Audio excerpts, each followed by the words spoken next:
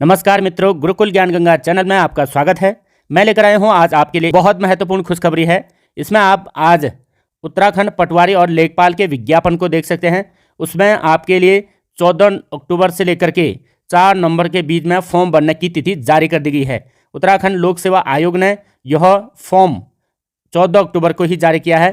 उत्तराखंड लोक सेवा आयोग ने पटवारी और लेखपाल के लिए विज्ञापन जारी कर दिया है। हालांकि पुलिस का विज्ञापन आना अभी बाकी है, कई फॉर्म्स के विज्ञापन आना अभी बाकी है। तो आइए इसका कुछ निचोड़ देखते हैं, क्या क्या चीज़ें इंपॉर्टेंट है, कौन कौन सी चीज़ें हमें करनी है और किस प्रकार की त्रुटियां नहीं करनी है। यहाँ तक कि जो सिलेबस है वो भी सेम पुराने ही सिलेबस के अकॉर्डिंग हमने तैयारी करनी है। और किस किस तरीके से फॉर्म भरा जाएगा ये भी इसमें पढ़ लेते हैं, कौन कौन सी खास चीज़ें इन्होंने दी है। तो राजस्व उपनिरीक्षक पटवारी के चयन हेतु 2022 के अंतर्गत कुल 563 रिक्त पदों पर सीधी भर्ती द्वारा चयन हेतु ऑनलाइन आवेदन पत्र आमंत्रित किए गए हैं। और इसमें आगे आगे देखते हैं क्या क्या लिखा है। और 4 नवंबर तक आप इस फॉर्म को भर सकते हैं। अति महत्वपूर्ण निर्देश क्या दिए गए हैं कि अभ्यर्थी अपने ऊर्ध्वाधर व क्षैतिज आरक्षण से संबंधित धारित सभी श्रेणी उपवर्ग के अंकन ऑनलाइन आवेदन पत्र में अवश्य करें। यदि दावा किया जाता है, मतलब किसी भी प्रकार के आरक्षण के जितने भी आपके डॉक्यूमेंट हैं वो सारे ऑनलाइन फॉर्म में मेंशन होना बहुत ज़रूरी है। अभ्यर्थी यह सुनिश्चित कर लें कि ऑनलाइन आवेदन पत्र भरने की अंतिम अर्थात 4 नवंबर 2022 की तिथि तक जो है वर्णित अनिवार्य शैक्षिक अर्हताएं एवं अन्य अर्हताएं अवश्य धारित हो। यानी आपके आरक्षण से संबंधित हो या एजुकेशनल जितनी भी डिटेल होनी चाहिए वो 4 नवंबर 2022 से पहले कंप्लीट हो जानी चाहिए। अदरवाइज आपका जो है फॉर्म रिजेक्ट कर दिया जाएगा या आप आवेदन नहीं कर सकते हैं।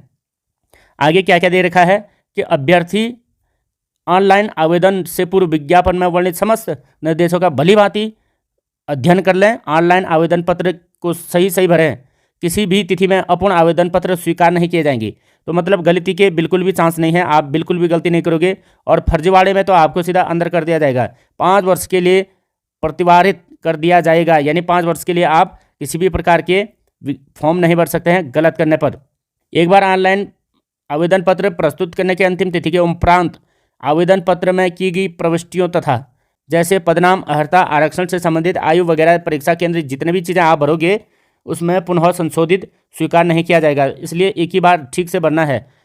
अभ्यर्थी परीक्षा योजना के लिए परिशिष्ट 1, 2, 3, 4 ये सभी चीज़ों को ढंग से पढ़ लें और ठीक से फॉर्म भरना बहुत जरूरी है। एक इंपॉर्टेंट 7वें पॉइंट पर दे रखा है कि आवेदन के प्रारंभिक चरण में ऑनलाइन आवेदन पत्र की प्रिंट आउट प्रति अथवा किसी भी प्रकार का प्रमाण पत्र आयोग कार्यालय में जमा प्रेषित करने की आवश्यकता बिल्कुल भी नहीं है। यानी आप इसे भरें, प्रिंट आउट करके अपने पास रख सकते हैं। लिखित परीक्षा में सफल अभ्यर्थियों को ऑनलाइन आवेदन पत्र में किए गए दावों की पुष्टि हेतु ऑनलाइन आवेदन पत्र स्वहस्ताक्षरित प्रिंट आउट के साथ अनिवार्य अर्हताएं जितने भी प्रमाण पत्र आपके पास होते हैं वे जमा करना आवश्यक होगा। लिखित परीक्षा में पास होने के बाद कह रहा है, लेकिन उससे पहले आपको किसी भी प्रकार के डॉक्यूमेंट आयोग को नहीं भेजना है बल्कि ऑनलाइन सबमिट करना है, उसके बाद अपने पास रखना है। अभ्यर्थी ऑनलाइन आवेदन पत्र हेतु अंतिम तिथि की प्रतीक्षा न करें बल्कि उससे पूर्व ही अपना ऑनलाइन आवेदन पत्र जमा करना सुनिश्चित करें। ये बहुत ही इंपॉर्टेंट नोटिस है, क्योंकि कई बच्चे पूछते हैं कि सर आप बताएं कि इसकी अंतिम तिथि क्या है। तो आयोग स्वयं कह रहे हैं कि अंतिम तिथि का इंतजार मत करें। वैसे भी अगर आप आयोग की वेबसाइट को सर्च कर लें तो वो अभी भी सही से नहीं चल पा रही है, तो इसमें दिक्कतें आ रही है। आयोग ने नई वेबसाइट बना ली है, इसलिए आप इंतजार न करें, बिल्कुल स्टार्टिंग में ही अपना फॉर्म सबमिट कर लें। और प्रश्न पत्र से संबंधित भी कुछ इंपॉर्टेंट बातें लिखी हुई है, इसे भी आप डिटेल से पढ़ें। और न्यू वेबसाइट ये दे रखी है, इस वेबसाइट में जाकर के हमें अपना फॉर्म को सबमिट करना है। ये इंपॉर्टेंट है, ये दे रखा है, न्यू वेबसाइट बन चुकी है। यहाँ पर कुछ जानकारियाँ और दी गई हैं, जैसे कि लिखित परीक्षा वस्तुनिष्ठ प्रकार में होगी और सफल अभ्यर्थियों के शारीरिक मानक एवं दक्षता परीक्षा में भाग लेने की अपेक्षा की जाएगी। अभ्यर्थी को शारीरिक मापदंड हेतु परीक्षा हेतु पृथक से सूचित किया जाएगा। इसकी आपको कोई चिंता करने की जरूरत नहीं है। पहले आप लिखित परीक्षा की तैयारी करें। और लिखित परीक्षा का भी डेट इन्होंने दे दिया था, और बाकी इसमें सभी नियमावली का पालन करना है, ये सब कुछ दे रखा है। आइए यहाँ पर कुछ देख लेते हैं रिक्तियों का विवरण कितना है। राजस्व उपनिरीक्षक पटवारी और लेखपाल के लिए ये सारा कुछ 563 पदों पर कुल विज्ञापन जारी किया गया है। पटवारी में 391 है और लेखपाल में 172। और आगे भी कह रहा है कि किसी परिस्थिति में घट बढ़ भी सकती है। और आगे रिक्तियों का आरक्षण या रिक्तियों का विवरण इस प्रकार से कुल दे रखा है। राजस्व उपनिरीक्षक पटवारी के 391, जैसे अल्मोड़ा में 50 दे दिया है। और आरक्षण का प्रावधान भी दे रखा है, किस आरक्षण में कितने होने हैं। और ये सब कुछ क्षैतिज और ऊर्ध्वाधर आरक्षण का विवरण है। बागेश्वर में मात्र 18 हैं। और आगे पढ़ते हैं, चमोली जनपद में 26, पोस्टों पर विज्ञप्ति जारी की गई है और चंपावत में भी 26 हैं। आगे बढ़ें, देहरादून में 9 हैं क्योंकि यहाँ पटवारी कम है, पुलिस ज़्यादा है इसलिए। और कुल रिक्तियों की संख्या जिला नैनीताल में 27 और आगे बढ़ें तो पौड़ी गढ़वाल में 79 हैं। पौड़ी गढ़वाल में सर्वाधिक ग्रामीण क्षेत्र इलाका है इसलिए यहाँ पर 79 पोस्टों पर विज्ञप्ति निकाली गई है। पिथौरागढ़ में 38 हैं और आगे बढ़ें तो जिला रुद्रप्रयाग में भी 13 हैं और अगला जिला है टिहरी गढ़वाल। टिहरी गढ़वाल में 45 सीटें हैं। यहाँ पर भी आप डिटेल से पढ़ें। और जिला उत्तरकाशी में 60 सीटों पर आवेदन कर सकते हैं। इंपॉर्टेंट नोट यहाँ पर दे रखा है कि सभी के लिए कुछ डिटेल दे रखी है। यहाँ पर कुछ डिटेल पढ़ लेंगे। राजस्व उप निरीक्षक पटवारी हेतु क्या क्या जानकारियाँ दे रखी है। जैसे कुल पदों की संख्या 391 है और पद का स्वरूप होगा समूह अराजपत्रित स्थायी अंशदायी पेंशन युक्त, यानी ये गवर्नमेंट है, इसमें घबराने की जरूरत नहीं। और वेतन जो होगा वेतनमान लेवल 5 का होगा। और जो अहर्ता है शैक्षिक अहर्ता, वो कह रहा है कि विश्वविद्यालय किसी भी विश्वविद्यालय से स्नातक या सरकार द्वारा उसके समकक्ष मान्यता प्राप्त कोई शैक्षिक अहर्ता होनी आवश्यक है, यानी कम से कम ग्रेजुएट तो होना चाहिए। अधिमान्य अहर्ताएं में कह रहा है कि सेना में यदि किसी ने 2 वर्ष का अनुभव लिया है या 2 वर्ष सेवाएं दी है उसको अधिमान्य अहर्ताएं दी जाएगी। और एनसीसी बी और सी को भी अधिमान्य अहर्ताएं में रखा जाएगा। अधिमान्य का मतलब होता है 2 लोगों का सेम एज आने पर या सेम मार्क्स आने पर इन अहर्ताएं धारित लोगों को प्रथम मान्यता दी जाती है, इसलिए ये आवश्यक है। अब यहाँ पर शारीरिक दक्षता की बात करें तो शारीरिक दक्षता फिजिकल क्या क्या होना चाहिए, तो पुरुष अभ्यर्थियों को 60 मिनट में यानी 1 घंटे में 60 किलोमीटर की दौड़ है और महिलाओं के लिए 35 मिनट में 3.5 किलोमीटर की दौड़ करना आवश्यक है। शारीरिक दक्षता की बात करें, शारीरिक मानक जो रखे गए हैं, पुरुष अभ्यर्थियों के लिए न्यूनतम ऊंचाई 1.68 रखी गई है और महिलाओं के लिए 1.52, लेकिन जो पर्वतीय क्षेत्र के मूल निवासी हैं उन्हें 5 सेंटीमीटर की छूट दे दी जाएगी। तो पुरुष यानी 1.63 के आधार पर लिया जाएगा और महिलाओं को 1.47 लिया जाएगा। इसमें चिंता करने की ज़रूरत नहीं है। पर्वतीय लगभग उत्तराखंड के आधे से ज़्यादा लोगों के पास होता है। बाकी पुरुष अभ्यर्थियों के लिए ये कुछ शारीरिक माप भी है, जैसे सीना फुलाना 84 हो गया, न्यूनतम 5 सेमी फुलाव होना आवश्यक है। पर्वतीय के लिए 5 सेंटीमीटर की छूट है। बाकी महिलाओं का वजन 45 किलोग्राम होना बहुत आवश्यक है। आयु सीमा बहुत इंपॉर्टेंट होगी। आयु सीमा 21 से 28 वर्ष रखी गई है। अब आगे भी कुछ और जानकारी रख लें, जैसे यहाँ पर लेखपाल की डिटेल भी दे रखी है। जनपद वाइज सीटें बांटी गई हैं, तो जनपद वाइज में चंपावत के लिए मात्र 1 सीट है, ये इंपॉर्टेंट है। चंपावत में मात्र 1 होगा। लेखपाल देहरादून 38 हो जाएगी और हरिद्वार के लिए भी इस प्रकार से आप आगे देखते जाइए प्रत्येक जनपदों के लिए। इसमें डिटेल क्या क्या दे रखी है। लेखपाल के लिए 172 पदों पर होगा। लेवल 5 वेतनमान इसका भी है और सेम वही स्नातक उपाधि धारित होना चाहिए। और यहाँ पर भी जो अधिमान्य अहर्ताएं दे रखी है वो प्रादेशिक सेना में न्यूनतम 2 वर्ष की सेवा दी हो उसे अधिमान्य अहर्ता में रखा जाएगा। एनसीसी बी एनसी सेम है। बाकी आगे शारीरिक दक्षता में यहाँ पर कुछ विशेष नहीं है, वही है सेम पटवारी की तरह।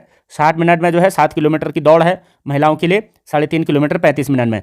आयु सीमा में थोड़ा सा यहाँ पर अंतर है, यहाँ 21 से लेकर के 35 वर्ष तक रखा गया है। तो जो लोग पुलिस या पटवारी में नहीं भर पाए वो लेखपाल में भर सकते हैं। आयु सीमा की गणना के लिए बहुत ही ज़्यादा इंपॉर्टेंट यहाँ पर जानकारी है, इसे ठीक से देखना बहुत ज़रूरी होगा। आयु सीमा क्या कह रहा है कि राजस्व उप निरीक्षक पटवारी हेतु आयु सीमा 21 से 28 वर्ष निर्धारित की गई है। राजस्व उप निरीक्षक के लिए 21 से 35 रखी गई है। लेकिन इसमें क्या कह रहा है ये कि इससे पूर्व जो है उत्तराखंड अधीनस्थ सेवा चयन आयोग द्वारा पूर्व में प्रकाशित विज्ञापन 17 जून 2021 के जो जिन अभ्यर्थियों द्वारा आवेदन किया गया था उन अभ्यर्थियों हेतु आयु गणना निश्चायक तिथि उक्त विज्ञापन के अनुसार 1 जुलाई 2020 को गणना की जाएगी, यानी आपकी आयु की गणना 1 जुलाई 2020 को की जाएगी। इंपॉर्टेंट नोट कि आयु की गणना जिन लोगों ने पहले उत्तराखंड अधीनस्थ सेवा चयन आयोग के तहत जिन्होंने अपना फॉर्म भरा था उनकी आयु की गणना विज्ञापन के अनुसार 1 जुलाई 2020 को काउंट की जाएगी, लेकिन उसके अतिरिक्त जितने नए बच्चे भरेंगे उनके आयु की गणना 1 जुलाई 2022 की जाएगी। ये इंपॉर्टेंट नोट है, इसे आप याद रखें। यानी पुराने बच्चों के अलावा नए बच्चे भी इसमें फॉर्म भर सकते हैं दोबारा से। ये इंपॉर्टेंट है। कई लोग कन्फ्यूजन हो रहे हैं कि भाई हमने पहले भर लिया था तो उनका तो भरा जाना है, लेकिन जिन्होंने पहले नहीं भरा था क्या वे लोग भी भर सकते हैं? तो आप निश्चिंत रहें, वे लोग भी भर सकते हैं, बिल्कुल भरेंगे। लेकिन आपके आयु की गणना 1 जुलाई 2022 की जाएगी और इस अनुसार आपकी शैक्षिक योग्यताएं कंप्लीट होनी चाहिए। तो इतना आप याद रखें, आप भी भर सकते हैं। तो अधिकतम आयु सीमा में छूट की बात करें तो छूट तो ये जितना भी कुछ होता है 5 वर्ष की आरक्षण के अनुसार, और या 3 वर्ष भी हो सकता है किसी के लिए। ये सारा कुछ आरक्षण जो पहले से पूर्ववत होता है वही होगा, कोई विशेष नहीं है। आरक्षण के लिए दे रखा है, ये सभी कुछ हमें याद रखना है, ये पढ़ना है। बिना डिटेल पढ़े हुए आप किसी भी प्रकार से फॉर्म ना भरें, क्योंकि बिना डिटेल से भरे हुए गड़बड़ हो सकता है और गलती का बिल्कुल भी चांस नहीं होना चाहिए। वो कह रहे हैं कि आपका जो है जो ये विज्ञापन है इसके अनुसार जितनी भी कुछ गलतियां होगी आपके सारे फॉर्म निरस्त कर दिए जाएंगे। ये राष्ट्रीयता से रिलेटेड है, चरित्र है, वैवाहिक स्थिति है, दो पति या दो पत्नी नहीं होनी चाहिए, ये भी आज याद रखें। बाकी ये सारा कुछ सबमिट करना है। सबमिट करने के बाद आप अपने पास रखें। ये सबमिट करने का तरीका भी दे रहा है किस प्रकार से करना है। यदि आपको कुछ समस्याएं आती है फॉर्म भरने में तो आप फॉर्म भरने के साथ साथ अपने समस्याओं का निदान के लिए इस आयोग की जो ये जीमेल है इस पर क्वेरी कर सकते हैं। यदि आयोग वाले यहाँ जवाब दें तो सही होगा, बाकी मुझे नहीं लगता इसका जवाब समय पर मिलेगा, लेकिन फिर भी हम जो है भर सकते हैं। और शुल्क से रिलेटेड ये कुछ जानकारियाँ कह रहा है कि आपको ये फॉर्म का किसी भी प्रकार से शुल्क नहीं लिया जाएगा, क्योंकि पहले 14/10/2020 को उत्तराखंड सरकार के द्वारा इसे निःशुल्क कर दिया गया था, तो अभी भी शुल्क छूट प्रदान की जाती है। शुल्क में किसी भी प्रकार से आपको शुल्क नहीं लिया जाएगा। बाकी ऑनलाइन सबमिट करने का जहां भी आप भरेंगे जो भी करेंगे वहां पर थोड़ा बहुत देना पड़ेगा। बाकी यदि आप स्वयं भर सकते हैं तो बढ़िया है। मैं इसके बाद आपको स्वयं फॉर्म भरने की और सबमिट करने की प्रक्रिया भी बताऊंगा। आप चिंता न करें, निश्चित रहें, सब कुछ डिटेल दी जाएगी। बाकी न्यू वेबसाइट इन्होंने दे रखी है और अदर डिटेल तो यही है कि आप इसको पढ़ें। अच्छा, अब बात कर लेते हैं कुछ परीक्षा योजना पर। यानी इन्होंने कुछ सिलेबस दिया हुआ है, इसमें कोई विशेष चेंज तो नहीं है, लेकिन फिर भी देख लेते हैं कि चयन प्रक्रिया 100 नंबर्स की होगी, जो कि पूर्णतः वस्तुनिष्ठ प्रकार होगा। अब ये वस्तुनिष्ठ प्रकार 2 घंटे का होना है, जिसमें आपको हिंदी पूछा जाना है, सामान्य ज्ञान, सामान्य अध्ययन, तो ये पूर्ववत ही है। और इसमें देख लें तो हिंदी 20 नंबर की आपको पूछी जानी है, 40 नंबर का सामान्य अध्ययन जिसमें सामान्य बुद्धि परीक्षण एवं मानसिक योग्यता जो रीजनिंग होती है, इतिहास, भूगोल, राजनीतिक विज्ञान और अर्थशास्त्र ये कुछ पूछा जाएगा। राज्य एवं राष्ट्रीय अंतर्राष्ट्रीय महत्व की समसामयिक घटनाएं, करंट अफेयर वगैरह पूछी जाएंगी। कंप्यूटर की मूलभूत जानकारी भी पूछी जाएगी 40 नंबर में। उत्तराखंड से संबंधित विविध जानकारियां ये 40 नंबर की होगी। तो 100 नंबर के ये क्वेश्चन पेपर में केवल यही चीज़ें पढ़नी है हमें। पूर्ववत की भांति ही इसका सिलेबस है, कोई विशेष नहीं है। बाकी पाठ्यक्रम पूर्ववत की भांति ही है, कोई अंतर नहीं है। बाकी प्रमाण पत्र का ये प्रोसेस है। हाँ, एक जानकारी और थी जिसमें ये कहा गया कि एक जो आवेदक है वह किसी भी जनपद से फॉर्म भर सकता है, और किसी भी जनपद के अलावा यदि एक से अधिक जनपदों से अप्लाई करता है तो उसका फॉर्म निरस्त कर दिया जाएगा। यहाँ पर एक इम्पोर्टेंट जानकारी आप याद रखें। ये क्या कहता है, ये क्रम संख्या 13 में, कि अभ्यर्थी विज्ञापन में लिखित जनपदों में से किसी एक जनपद की रिक्तियों के सापेक्ष ही आवेदन करेगा। यदि अभ्यर्थी एक से अधिक जनपद हेतु आवेदन करेगा तो उसका अभ्यर्थन निरस्त कर दिया जाएगा। मतलब कि एक ही जनपद से आप अप्लाई कर सकते हैं, उत्तराखंड के किसी भी जनपद से अप्लाई कीजिए, लेकिन एक ही जनपद से करना है।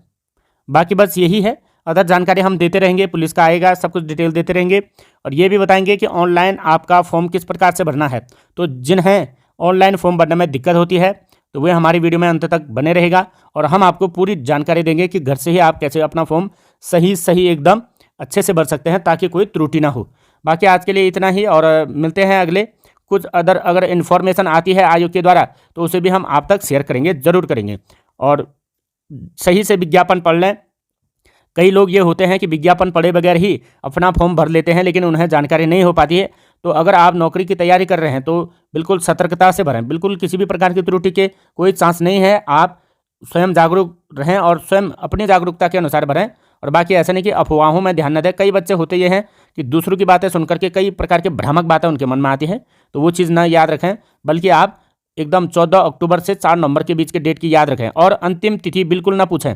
कई लोग केवल अंतिम तिथि ही पूछते हैं, तो अंतिम तिथि का कोई सवाल नहीं है। आप शुरू में ही अपना फॉर्म भर लें ताकि समय से आपका फॉर्म सबमिट हो सके। और उसमें कुछ एडिटिंग के भी अगर चांस बनते हैं तो अंतिम तिथि से पहले आप उसमें एडिटिंग कर सकते हैं ताकि किसी भी प्रकार की त्रुटि ना रहे। एक बार फॉर्म को सही से भरने के बाद दोबारा पुनः चेक किया जा सकता है। बस बाकी इतना ही। धन्यवाद।